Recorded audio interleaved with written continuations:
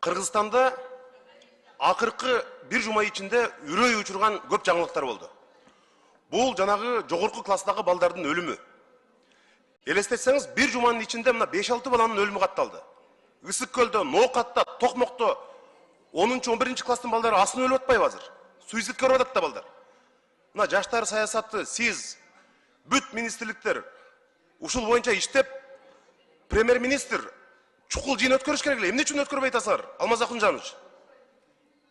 Министрлер кабинетинин төрагасы бардык министрликтердин чакырып жыйын өтүш керек. Бул трагедия. Мына 5-6 бала өлдү.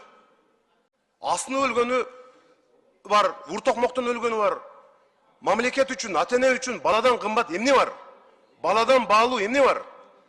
Эч нерсе жок. Ошондуктан мындай түшүндүрүү иштери боюнча Ички иштер министрлиги, Маданият министрлиги, Билим берүү министрлиги ыкчам иштерди алып барыш керек. Түшүндүрүү иштерин жүргүзүш керек. Кече мына мен 7-чи кабатта биздин коллегаларыбыз жыйын өттү. Ошол жерде мына Надир Азимовна, Нилуфар Якупчановна бардыгы айтышты. Суроолорун берсе мен карап отурдум. Биз болсо план түздүк деп отурат. Кагазга жазып алыш. Ушул жумуш ошол. Мен көргөн жокмун. Бир дагы райондо, шаарларда балдарга психологдор боюнча түшүндүрүү иштери жок. Балдардын коопсуздугу бүгүнкү күндө чоң коркунучта турат азыр.